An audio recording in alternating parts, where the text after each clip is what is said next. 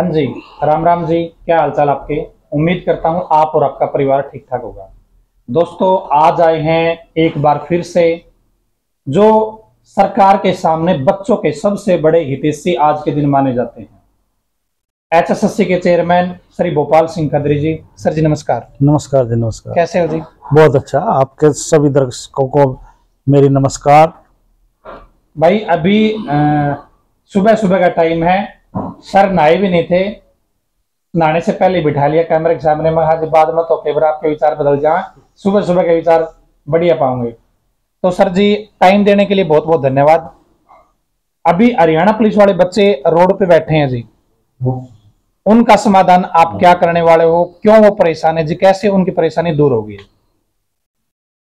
हरियाणा के जो police constable mail और फीमेल कांस्टेबल के बच्चे जो सेलेक्ट हुए थे, उस पे हाई कोर्ट ने स्टे किया हुआ है।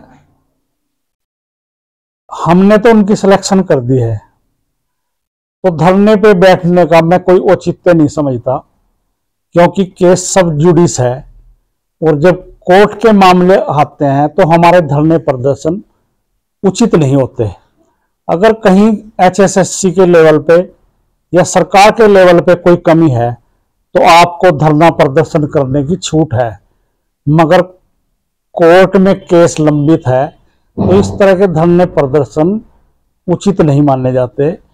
कोर्ट के काम में कोई इंटरफेयर नहीं कर सकता, सरकार भी नहीं कर सकती, बड़े से बड़ी अथॉरिटी भी नहीं कर सकती। अभी आपने सुप्रीम कोर्ट के लिए कितने वो देखे कि उन्होंने यहाँ तक कि कैबिनेट के, केंद्र सरकार के खिलाफ भी टिप्पणी की है। और हम ही अगर कोर्ट के खिलाफ टिप्पणियां करने लग जाएंगे या प्रदर्शन करने लग जाएंगे तो उसमें न्यायालय या जो जज हैं वो अवहेलना मानते हैं कि हमारे उसके आदेश की अवहेलना है। तो आपके माध्यम से मेरी उन सभी बच्चों को प्रार्थना है कि ये धरना प्रदर्शन सरकार को मजबूर करने के लिए तो होते हैं, कोर्ट को मजबूर करने के लिए नहीं होते। प्लीज वो अपना धरना प्रदर्शन समाप्त करें और जो हमने मेहनत की है, आयोग ने मेहनत की है, मैंने मेहनत की है, उन बच्चों ने मेहनत की है, सारे सिलेक्टेड कैंडिडेट हैं, उस मेहनत को बिल्कुल भी दूसरी दिशा में मत ले जाएं, इससे कोर्ट नाराज होती है। तो मेरा हाथ जोड़ के प्रार्थना है कि इस धरने प्रदर्शन को जितना जल्दी हो सके वो समाप्त करें। सर मैं कल बच्चों से मिल के आया था, तो वो ये चाहते हैं कि वहां से जो एचएसएससी है भाई बढ़िया वकील वहां पे भेजे, और जल्दी से यदि सरकार चाहती है भैया भर्ती कंप्लीट हो जाए फटाफट से, तो एक बढ़िया वकील करके आप उसको फारिग क्यों नहीं करवा रहे जी? बच्चे मेरे एचपीएससी करता है जी। जी, बच्चे मेरे से मिलने आए थे। मैंने उनके प्रतिनिधियों के सामने एजी साहब से रिक्वेस्ट की कि आप अर्ली हियरिंग की एक रिक्वेस्ट लगाइए कोर्ट में। फरवरी बहुत लंबा टाइम है, आप जल्दी उसकी सुनवाई की तो वो आज या कल में ही हम अर्ली हियरिंग की, जो प्रीपोन हम कहते हैं उसकी हम अपील कर रहे हैं कोर्ट से। और जो आपने एचपीएससी की बात की कि बढ़िया वकील क्यों नहीं करते, हमारे में और एचपीएससी में थोड़ा सा अंतर यह है कि उनके पास एक पैनल वकीलों का पैनल है, उनके पास एक तो वो कमेटी टाइप है और वो किसी भी बड़े से बड़े वकील को हायर कर सकते हैं और कोर्ट में पेश कर सकते हैं। हमारे जो कानून है एचएसएससी का, उसमें सिर्फ हम सरकारी वकील ही पेश कर सकते हैं कोर्ट में, जो हमारे डबल एजी हैं, एडिशनल एजी हैं, डिप्टी एजी हैं। इस तरह का जो कोर्ट सरकार ने नियुक्त किए गए हैं कोई वकील जो हाई कोर्टों में, हम सिर्फ उनका यूज कर सकते हैं। एचपीएससी तो नानी पालकी वाला को भी पेश कर देगी, कपिल सिब्बल को भी कर देगी, मनीष सिंह को भी कर देगी। तो हमारी मजबूरी है कि हम तो पैनल नहीं है हमारा, क्योंकि हमारे पास प्राइवेट वकील को फीस देने का कोई प्रावधान ही नहीं है, क्योंकि हमारे पास बजट नहीं है। और हम सारे बजट के लिए सरकार पे या उसकी जो एफडी है, वित्त मंत्रालय है, उस पे आधारित रहते हैं। हमारे में और उनमें सिर्फ ये फर्क है। और बच्चों के मन में बिल्कुल आपने अच्छा क्वेश्चन किया, ये शंका होगी कि आप अच्छा वकील क्यों नहीं करते, तो हमने अपनी मजबूरी बता दी। तो हम सरकारी वकीलों के ही माध्यम से अपना सारा काम करते हैं। और सरकारी जो वकील हैं डबल एजी डिप्टी एजी, वो अच्छे वकील नहीं है, ऐसा नहीं है। बहुत से अच्छे वकील हैं जो जज को भी मजबूर कर देते हैं अपने तर्कों से और अपनी बहस से, ऐसा नहीं है। अच्छा सर, जैसे अभी हरियाणा पुलिस की भर्ती भी हुई, वो भी अभी तक मतलब ज्वाइनिंग नहीं हुई है उनकी। सीईटी क्वालिफाई को लेकर बच्चे मतलब परेशान है, वो चाहते हैं कि सीईटी का जो अगला मेन पेपर होगा उसमें 4 गुना की बजाय ज्यादा लोगों को मौका दिया जाए।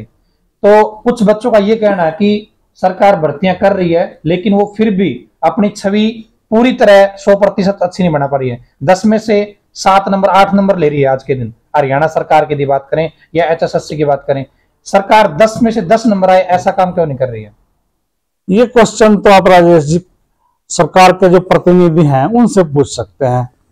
मैं सरकार नहीं हूं और मैं एक इंडिविजुअल संस्था का अध्यक्ष हूं, तो जहां तक हमारे से हो सकता है हम कर रहे हैं। रहा जो सीईटी का ड्राफ्ट है वो सरकार ने तैयार किया है, पॉलिसी मैटर है। एक सरकार एक निश्चित इंस्ट्रक्शंस बना के हमारे को भेजती है और हम उस इंस्ट्रक्शंस को मानने के लिए बाध्य होते हैं। जहां तक बच्चे के धरना प्रदर्शन हुए, विज्ञापन दिए उन्होंने और हमारे से भी आकर मिले हैं, मैं स्वयं मानता हूं कि बच्चों की कुछ मांगे उचित हैं। तो उनके ऊपर आप मतलब सरकार के सामने बच्चों को प्रेजेंट कर रहे हैं जी इसमें? देखिए, कुछ बातें कॉन्फिडेंशियल होती हैं, मैं बता नहीं सकता, पर जो भी उचित मंच मैंने मिला है, मैंने बच्चों के हक की बात सरकार के सामने की है। ठीक है, तो आगे मतलब बच्चों को कुछ रिस्पांस मिलने की उम्मीद है, पॉजिटिव रिस्पांस या पॉजिटिव फीडबैक जो अभी मांगी जा रही है जी, उनके ऊपर मिल सच बात तो ये है कि अगर सरकार ने कोई भी इसमें अमेंडमेंट करना था, कोई कोरिजेंडम निकालना था, तो वो एग्जाम से पहले कर सकती थी। अब अगर सरकार कोई भी किसी तरह का इसमें अमेंडमेंट करती है, ये यू टर्न लेती है, तो ये एक तरह से फिर से कोर्ट में फंस जाएगी। क्योंकि अभी तो 4 गुना 5 गुना की बात हो रही है, बच्चे क्वालिफाइंग की बात कर रहे हैं कि क्वालिफाइंग हो। जब ये रिजल्ट आ जाएगा तो 10-20 हजार लोगों की जो टॉपर लोग हैं उनकी एक पॉकेट बन जाएगी और उनको ये लगेगा कि हमारी सर्विस बिल्कुल श्योर है, जिस पोस्ट पे हम जाना चाहें वहां पर हम लग सकते हैं। वो जाके कोर्ट में चैलेंज कर देंगे कि इन्होंने टेस्ट लेने के बाद इसको क्वालिफाइंग कर दिया है, क्योंकि उनको तो श्योरिटी लगती है कि हम बिल्कुल 100% सिलेक्ट होंगे। तो हम नहीं चाहते कि कोर्ट में फंसे। और जैसा कि आपको पता है, कोर्ट में पहले से ये केस लंबित है। अगर कोर्ट इस मामले में कोई डिसीजन लेना चाहती है तो सरकार को भी हमारे को भी मानने के लिए हम बाध्य होंगे। ठीक, यानी कि ये मामला कोर्ट से ही कुछ यदि मॉडिफिकेशन होगा तो कोर्ट के अब तो कोर्ट से ही होगा। झूठ बोलने की इसमें कोई बात नहीं, मैं कोई लाग लपेट से बात नहीं करता कभी भी। अब सरकार इसमें कोई अमेंडमेंट अपने तौर पे बिल्कुल भी नहीं कर सकती, क्योंकि एग्जाम हो चुका है। अच्छा सर, जैसे सीईटी का जो एग्जाम हुआ आपका ग्रुप सी और ग्रुप डी के लिए 5 और 6 नंबर को बड़े अच्छे तरीके से पूरे हरियाणा में संपन्न कराया गया सर। उसमें जैसे पैटर्न एकदम से बताया गया कि आपके 15 नंबर इसके आएंगे, 15 नंबर इसके आएंगे, यानी कि वो अचानक था बच्चों के लिए। लेकिन पहले एचएसएस से कुछ और पैटर्न था, पहले जो एचएसएस से एग्जाम लेती थी। तो अब जैसे आगे एग्जाम होगा मेंस का या आगे ग्रुप डी का होगा सीईटी, तो उसमें क्या चीज देखने को मिलेगी लोगों को? ये एनटीए ने लिया था एग्जाम। सब संस्थाओं का काम करने का तरीका, जो शैली है वो अलग अलग है, हमारी अलग है, उनकी अलग है। तो उन्होंने कितने दिन पहले पैटर्न बताया, कितने दिन पहले उन्होंने बताना चाहिए था, ये सारा उस संस्था पे आधारित है। पर उन्होंने जो पैटर्न बताया लगभग उसी पैटर्न पे उन्होंने एग्जाम का लेवल रखा है और उसी तरह के एग्जाम में जो पेपर आए हैं। इस बार बच्चे बहुत ज्यादा रिक्वेस्ट आपसे करें कि जहां से काम बढ़ने की उम्मीद होती है वहीं पे रिक्वेस्ट डाली जाती है जी। बच्चे ये कह रहे हैं कि आप चेयरमैन साहब को ये बोलो, क्योंकि एनटीए का सब कुछ फिक्स होता है जी। एनटीए ने जितने भी एग्जाम आज तक कंडक्ट कराए हैं सभी का सिलेबस पैटर्न ऑलरेडी साइट पर 1 महीने पहले 2 महीने पहले दिया होता है, केवल सीईटी का नहीं दिया हुआ। तो कम से कम जैसे ग्रुप डी का एग्जाम होगा कि जो सीईटी एनटीए लेगा, वो तो आप अभी से बात करके लेटर वगैरह है वो डलवा सकते हो जी। ये आपका बहुत अच्छा सुझाव है, हम एनटीए से इस बारे में बात करेंगे। और एनटीए ने हमारा सी के लिए जो सीईटी किया है उसमें कई खामियां भी सामने आई हैं, उनको भी डी में उनकी पुनरावृत्ति ना हो तो इस तरह के भी हम एनटीए से रिक्वेस्ट करेंगे कि आपके जो कुछ डबल रोल नंबर जारी हो गया या परीक्षा केंद्र पे आधा अधूरा उसका पता था, बच्चे ठीक टाइम पे नहीं पहुंच पाए, कुछ दिव्यांग को 150 किलोमीटर दूर मिल गया, कुछ दिव्यांगों के लिए वहां स्कूल में रैंप ही नहीं था, वो बड़ी मुश्किल से सीढ़ियों से चढ़े।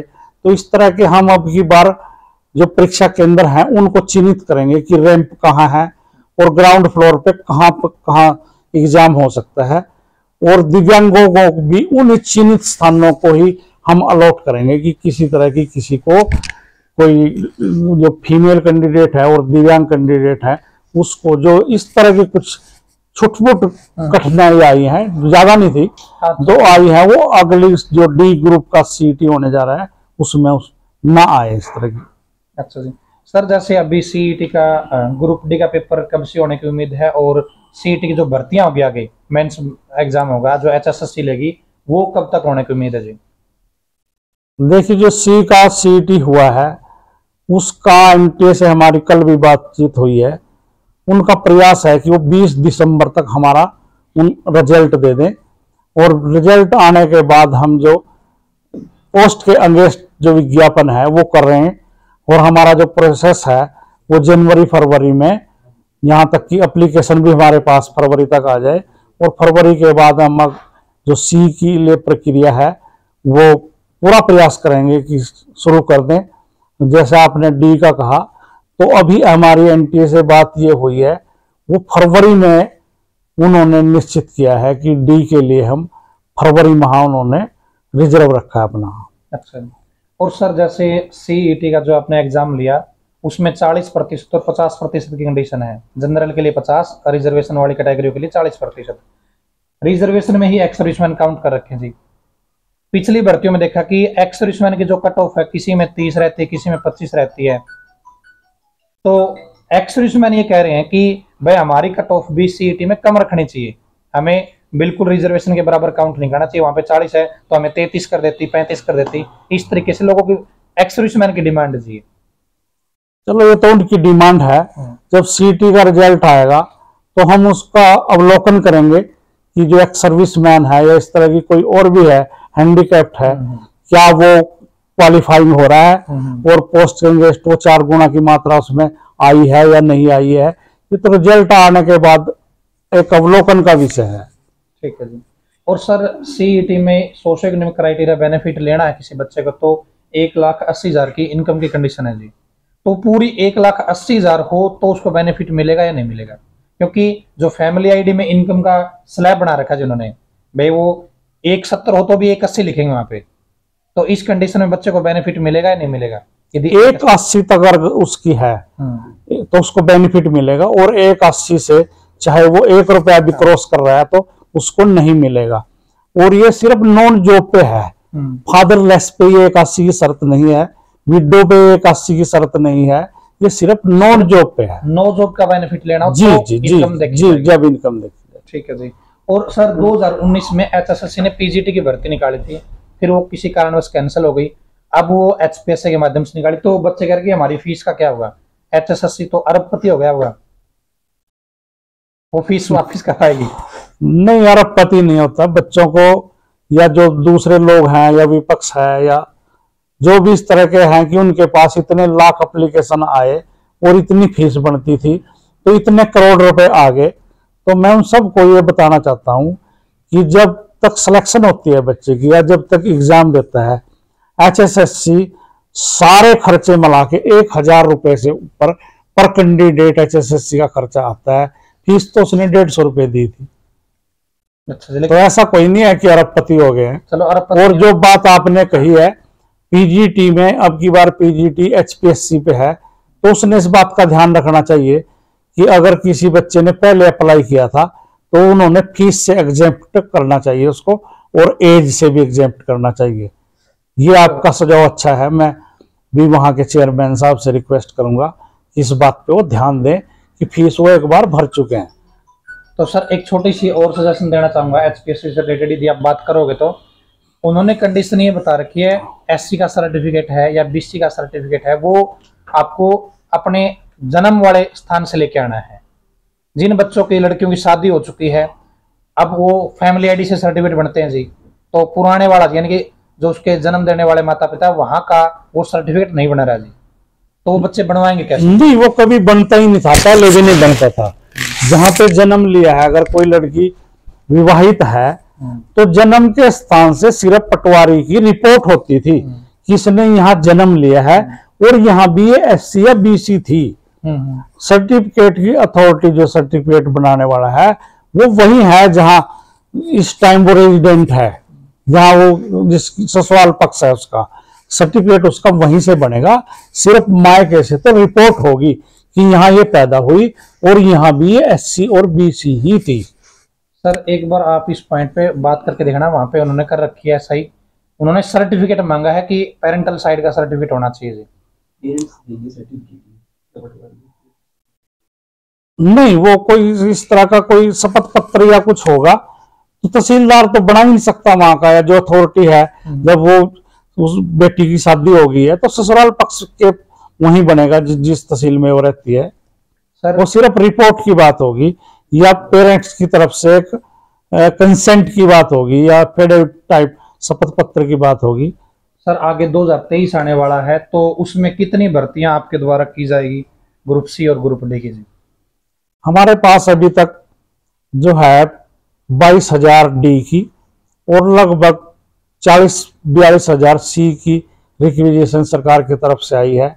और हमारे आयोग का तो पूरा प्रयास रहेगा कि हमारा CET 2022 हो गया, इसको जो क्वालिफाइंग या जो भी होते हैं अगला पेपर देते हैं तो सारी भर्ती हम 2023 में कंप्लीट कर दें। और हम कर भी सकते हैं क्योंकि हमारे पास अब लिमिटेड काउंट आएगा, उनका एग्जाम हम बड़े इजीली करा सकते हैं। अच्छा सर, जो हरियाणा के युवा है उनको क्या मैसेज देना चाहोगे भाई, जो पढ़ने वाले बच्चे हैं जो नौकरी की उम्मीद में बैठे हैं? मैं बच्चों को एक बहुत ही अच्छा वो बताने जा रहा हूं कि जो आप 4 गुना से या 5 गुना या 3 गुना से घबराए हुए हैं, कितने 4 गुना आएंगे और बार बार वही बच्चे एग्जाम देने आएंगे, तो इसका तोड़ भी हमारे आयोग ने निकाल लिया है। हम अब की बार ग्रुप बनाएंगे। अगर ग्रेजुएट लेवल पे कोई वैकेंसी है, मान लो ग्रेजुएट लेवल पे क्लर्क है, अकाउंटेंट है, ग्राम सचिव है, पटवारी है, एक्साइज इंस्पेक्टर है, फूड एंड सप्लाई इंस्पेक्टर है, असिस्टेंट मार्केटिंग सेक्रेटरी है, इस तरह की जितनी भी पोस्ट ग्रेजुएशन लेवल की हैं उनका हम एक ग्रुप बनाएंगे और एक कॉमन एग्जाम लेंगे। बच्चे से सिर्फ प्रेफरेंस बढ़वाएंगे कि आप पहले नंबर पे कहाँ जाना चाहते हैं, दूसरे नंबर पे कहाँ जाना चाहते हैं, तीसरे नंबर पे कहाँ जाना चाहते हैं। तो एक तो ये होगा कि रिपीटेशन नहीं होगा कि बार बार वही बच्चा पेपर देने आए, और एक तरह से मैक्सिमम लोगों को सर्विस मिल जाएगी। एक्साइज इंस्पेक्टर नहीं मिलेगी तो कम से कम क्लर्क तो मिलेगी, तो बार बार रिपीटेशन ना हो और ज्यादा से ज्यादा लोग एडजस्ट हों। इसके लिए हमने सेम क्वालिफिकेशन के कुछ ग्रुप्स बनाए हैं, लगभग 15-20 ग्रुप हैं। जैसे ग्रेजुएशन लेवल के अलग, पोस्ट ग्रेजुएशन के लेवल के अलग, +2 के लेवल के अलग, और जैसे टेक्निकल एजुकेशन है, JEE है, कोई सिविल इंजीनियरिंग के अलग, उसके टेक्निकल के अलग, जैसे MPHW में भी दे रहा है, स्टाफ नर्स में भी दे रहा है। एक कॉमन टेस्ट करके इस तरह से ग्रुप बना के ज्यादा से ज्यादा लोगों को नौकरी देने का काम करेंगे। यानी कि भाई ये स्टेप यदि HSSC करता है तो बहुत बेनिफिट होगा बच्चों को, यदि सेम क्वालिफिकेशन वालों का एक ग्रुप बना दिया जाए और उनका एक कॉमन एग्जाम ले लिया जाए, इससे बच्चे रिपीट नहीं होंगे। ठीक है, और जहां पे मतलब उम्मीद है कि भाई 5-10 हजार बच्चे घूमेंगे तो वहीं पे वो संख्या कितनी हो जाएगी, 20-25-30 हजार हो जाएगी। तो सर भी मतलब स्टेप उठाते हैं, और तभी मैंने स्टार्टिंग में बोला था कि कहीं ना कहीं सरकार के सामने जो पॉजिटिव फीडबैक हमारा जाता है बच्चों की तरह, बच्चों का, तो चेयरमैन साहब भी है जो पॉजिटिव वहां पे रिस्पॉन्स देते हैं और आपके हितैषी हैं। कल परसों मैंने एक वीडियो देखी थी, मैंने ऐसा कोई भी किसी भी डिपार्टमेंट में चेयरमैन ने देखा कि बच्चों के सामने ओपन माइक देके बात की हो, तो सर ने वो हिम्मत करी थी। तो मैं आपके माध्यम से, जो धरना पे प्रदर्शन पे बैठे हैं लोग, मेरे से मिलने भी आए थे, उन्होंने रिक्वेस्ट की थी कि बाहर आके आप बात करें। वैसे मेरा संवैधानिक पद है, मैं कोई पब्लिक में नहीं जा सकता। उनसे मेरी रिक्वेस्ट है कि वो धरना प्रदर्शन तुरंत प्रभाव से वो समाप्त करें, और मैं उनके साथ हूं, बिल्कुल 100% मैं उनके साथ हूं। चाहे मैंने कुछ हटके भी करना पड़े, मैं उनके साथ हूं। और जो वो ये कह रहे हैं कि ये भर्ती कैंसिल हो जाएगी, बिल्कुल भी कैंसिल नहीं होगी। अगर सुप्रीम कोर्ट का भी कुछ है, हाई कोर्ट का कुछ ऐसा आता है, तो मैं सुप्रीम कोर्ट तक उनकी लड़ाई लड़ूंगा। और बच्चों, मैं तो आपके माध्यम से राजेश जी ये कहना चाहता हूं कि वो आज धरना प्रदर्शन के लायक क्यों हुए। सरकार की जो पारदर्शिता, ईमानदारी से और निष्पक्षता से भर्ती हुई, तभी तो वो यहां तक पहुंचे कि वो धरना देने की पोजीशन में आ जाए। अगर पर्ची खर्ची से कोई भर्ती होती तो वो धरना प्रदर्शन के काबिल भी नहीं होते। तो मेरी प्रार्थना है कि वो स्टेज पे पहुंचे हैं तो वो पारदर्शिता की वजह से तो पहुंचे हैं। बिल्कुल, ये चेयरमैन साहब की बहुत अच्छी बात है, क्योंकि सरकार ने कुछ अच्छा किया है आपके लिए, तभी आप इस काबिल बने हो। तो कहीं ना कहीं मैं भी तभी बोल रहा था जी कि 10 में से 5, 7, 8 नंबर तो मैं भी देता हूं सरकार को, बस कमी है उन 2 नंबरों की। उन कमियों को दूर कर दो सर, 10/10 आएंगे जी। ठीक है, बाकी भाई आगे आपके लिए भर्तियों का पिटारा खुला है। और चेयरमैन साहब ने बताया जो बच्चा पढ़ेगा पारदर्शी तरीके से, योग्यता के आधार पर, मेरिट के आधार पर आपको नौकरियां दी जाएगी। तो ये इंटरव्यू कैसा लगा है, चेयरमैन साहब के विचार कैसे लगे हैं। और चेयरमैन साहब ने ये भी बताया कि हरियाणा पुलिस वाले जो बच्चे हैं वो भी इन्हीं के हैं, सीईटी वाले बच्चे हैं वो भी इन्हीं के हैं, और जो इनके हक की बात होगी वो जरूर की जाएगी और ये जरूर आगे रखेंगे। आज की इस वीडियो में इतना ही। धन्यवाद चेयरमैन साहब, बहुत बहुत धन्यवाद। Thank you. धन्यवाद।